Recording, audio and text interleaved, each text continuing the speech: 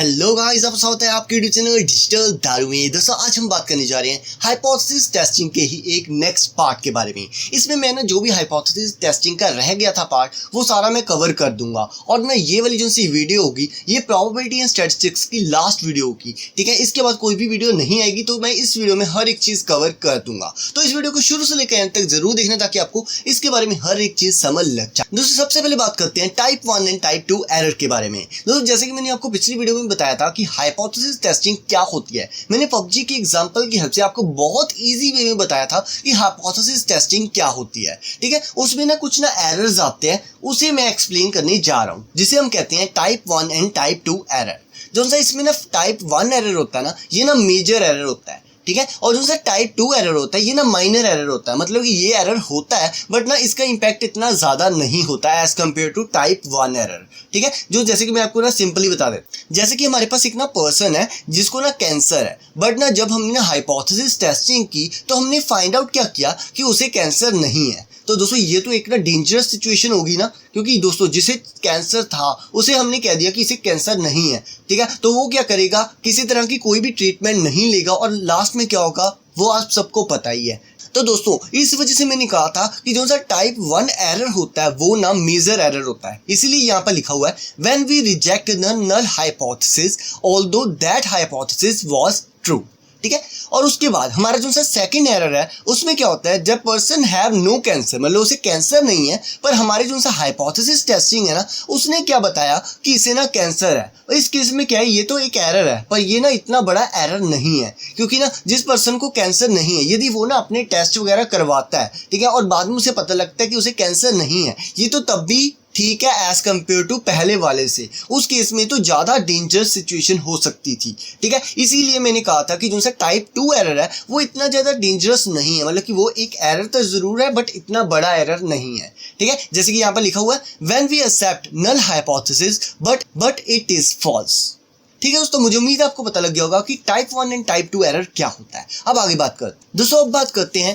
1 and 2 test के बारे में। दोस्तों जैसे कि मैंने आपको ना पी वैल्यू के बारे में बताया था पिछली वीडियो में, वहां पर हमने देखा था कि जो सा पी वैल्यू क्या होता है, एक तरह की ना बाउंड्री होती है, जिसकी हेल्प से हम ये फाइंड आउट करते हैं कि ये नल हाइपोथेसिस के अंडर आता है या फिर ऑल्टरनेट हाइपोथेसिस के अंडर आता है, ठीक है। वहां पर हमने क्या किया था, एक बाउंड्री क्रिएट की थी। यदि हम एक की जगह 2 बाउंड्रीज क्रिएट कर दें या फिर क्रिटिकल रीजन क्रिएट कर दें, तो उसे हम क्या कहेंगे, 2 टेल टेस्ट। यदि आप एक क्रिएट करोगे तो उसे क्या कहेंगे हम, 1 टेल टेस्ट, ठीक है। दोस्तों मुझे उम्मीद है आपको इसके बारे में भी हर एक चीज समझ लग गई होगी। अब आगे बात करते हैं दोस्तों, अब बात करते हैं कुछ मेथड जिसकी हेल्प से हम ना पी वैल्यू को फाइंड आउट कर सकते हैं। इसमें ना सबसे पहला मेथड है 1 सैंपल प्रोपोर्शन टेस्ट। मैंने आपको सिंपली बता देता हूं कि किस टेस्ट को हम कब यूज करते हैं, ठीक है। इसे कैसे यूज करना है उसका ना मैं लिंक आपको ना डिस्क्रिप्शन में दे दूंगा, वहां जाकर आप ना पूरा आर्टिकल पढ़ सकते हो, उससे ना आपको ज्यादा अच्छे से क्लियर हो जाएगा। यहाँ पर मैंने आपको इंट्रोडक्शन दे रहा हूँ ताकि ये आप ना उसे इजिली पढ़ सको,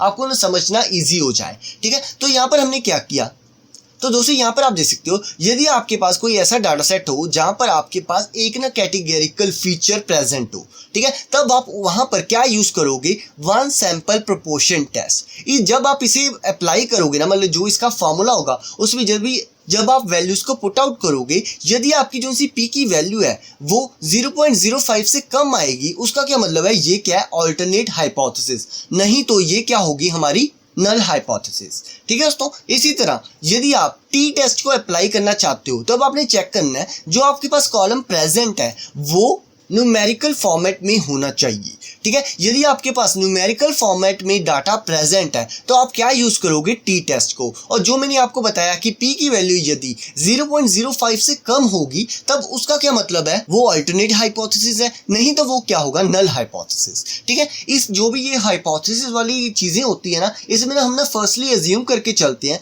कि जो हमारे पास डाटा प्रेजेंट है वो क्या होगा, नल हाइपोथेसिस। बट बाद में जब हम इस पर ना टेस्ट परफॉर्म करते हैं, तब हम ना इसे फाइंड आउट कर लेते हैं कि ये नल हाइपोथेसिस के अंदर आएगा या फिर अल्टरनेट हाइपोथेसिस के अंदर आएगा। जब अल्टरनेट हाइपोथेसिस ट्रू हो जाए, तब हमारी जो से नल हाइपोथेसिस जो हमने पहले अज्यूम की थी वो क्या हो जाएगी, फॉल्स हो जाएगी, ठीक है, अब आगे बात करते हैं। अब बात करते हैं कोरिलेशन के बारे में। कोरिलेशन में क्या होता है, जब हमारे पास एक से ज्यादा कॉलम्स प्रेजेंट हो जो कि न्यूमेरिकल फॉर्मेट में हो और ना दोनों एक दूसरे से इंडिपेंडेंट हो, मतलब कि दोनों फीचर्स एक दूसरे के इंडिपेंडेंट हो, तब हम क्या यूज करते हैं, कोरिलेशन को। ठीक है, इसी तरह जब हमारे पास मल्टीपल कैटेगरिकल फीचर्स और एक न्यूमेरिकल फीचर प्रेजेंट हो, तब हम उस पर क्या यूज करते हैं, एनोवा टेस्ट। ठीक है, और इसकी हेल्प से हम क्या फाइंड आउट कर सकते हैं, पी की वैल्यू। जितने भी मैंने अभी तक आपको टेस्ट बताए हैं ना, इन सभी के जितने भी फॉर्मूलेज हैं, इन सभी को आपने इंटरनेट से इजीली चेकआउट कर सकते हो। ठीक है, इस वीडियो में मैं ना उस सभी को कवर नहीं कर रहा, क्योंकि ना जो वाले फॉर्मूले वो आपको सिंपली वो आप इजीली गूगल करके चेकआउट कर सकते हो। इसलिए ना मैंने आपका टाइम वेस्ट नहीं करना चाहता, इसलिए मैंने क्या किया, सिंपली मैं आपको बता रहा हूँ कि किस टेस्ट को आप कब परफॉर्म करते हो। ठीक है, ताकि मैं ना आपका टाइम ज्यादा वेस्ट ना करूँ, क्योंकि ये जो सी सीरीज है ये ऑलरेडी बहुत ज्यादा लंबी हो चुकी है और मैं नहीं चाहता कि आप ना बोर हो जाओ। ठीक है दोस्तों, अब आगे देखते हैं। अब दोस्तों एक और टेस्ट आता है जिसका नाम होता है चाय स्क्वेयर टेस्ट। इस टेस्ट को हम तब परफॉर्म करते हैं जब हमारे पास ना कैटेगरिकल फीचर प्रेजेंट हो, बट उसमें क्या होगा, हमारे पास जो सी कैटेगरी प्रेजेंट होगी वो ना 2 से ज्यादा होगी। एग्जांपल के लिए आप देख सकते हो यहाँ पर क्या लिखा हुआ है, रीजन। ठीक है, और यहाँ पर नॉर्थ, वेस्ट एंड मिडल है, मतलब कि 3 हमारे पास कैटेगरी प्रेजेंट है। जब भी आपके पास ऐसा कोई केस आता है तब आप क्या यूज करोगे, वहां पर चाय स्क्वेयर टेस्ट को यूज करोगे हाइपोथेसिस टेस्टिंग के लिए। दोस्तों इसी के साथ जो भी हमें चीजें चाहिए होती है हाइपोथेसिस टेस्टिंग के लिए, वो सारी मैंने आपको बता दी हैं। बाकी जो मैंने आपको अभी नहीं बताया वो क्या है, हमारा जो सा चाय स्क्वेयर टेस्ट है उसका फॉर्मूला क्या होता है, या फिर इसे हम पाइथन में कैसे इंप्लीमेंट कर सकते हैं। इन सभी चीजों के बारे में मैंने ना एक ना लिंक डिस्क्रिप्शन में दिया है, आप जाकर ना उस आर्टिकल को रीड कर सकते हो। वहां पर ना बहुत अच्छे वे में बताया हुआ है कि कैसे हम इसे पाइथन की हेल्प से इंप्लीमेंट कर सकते हैं। ये ना बस 2 या 3 लाइन का कोड है, आप इजीली इसे चेकआउट कर सकते हो और आपको ना एक बार में वो सारा कुछ समझ लग जाएगा। मैंने चाहता तो इस वीडियो में उस सभी को कवर कर सकता था, बट दोस्तों जो सी वीडियो वैसे ही लंबी हो जाती है और मैं नहीं चाहता कि आपका ना टाइम वेस्ट हो ऐसे ही। ठीक है, जो मेन चीजें हैं, जो समझने वाली चीजें हैं, वो मैंने सारी आपको कवर कर दी हैं। ठीक है दोस्तों इसी के साथ जो सी हमारी प्रोबेबिलिटी एंड स्टैटिस्टिक्स वाली सीरीज है वो कंप्लीट हो जाती है। दोस्तों मुझे उम्मीद है आपको ये वाली सीरीज अच्छी लगी होगी। यदि आपको ये वाली सीरीज अच्छी लगी है तो आप ना प्लीज मुझे कमेंट करके बताना कि आपके क्या रिव्यूज है और मैं क्या क्या चीजें और ठीक कर सकता हूँ। और दोस्तों बहुत सारे लोगों ने मुझे कहा है कि आप ना कैलकुलस वाली सीरीज को भी जल्द से जल्द लेकर आओ, बट दोस्तों मैं आपको एक चीज क्लियर कर दूं, जो सा कैलकुलस वाला पार्ट है ना वो ना इतना ज्यादा भी इंपॉर्टेंट नहीं है, मतलब कि इंपॉर्टेंट तो है, बट ना उन सभी चीजों को ना मैंने ना जब मशीन लर्निंग मास्टर क्लास वाली प्लेलिस्ट में सारा कुछ कवर किया हुआ है, आप जाकर उसे चेकआउट कर सकते हो। बाकी जो सी कैलकुलस वाली सीरीज है वो मैं लेकर आऊंगा, बट ना उसकी जो सी वीडियोस है वो ना धीरे धीरे मैं ना डालूंगा, क्योंकि ना मैं भी अपना बोर हो चुका हूँ, क्योंकि ना बार बार मैं ना मैथ्स को बहुत ज्यादा मैंने एक्सप्लेन कर दिया और मैं चाहता हूँ कि ना कुछ नई चीज हम ना ट्राई करें ऑन द चैनल। ठीक है, और मैंने जो सी ये वाली सीरीज है कैलकुलस वाली सीरीज है वो मैं साथ साथ डालता रहूँ। तो आपने टेंशन मत लेना कि मैं ना कैलकुलस वाली सीरीज को कभी कवर नहीं करूंगा, आप इसकी टेंशन मत लो, मैं धीरे धीरे एक एक करके वीडियोस को डालता जाऊंगा।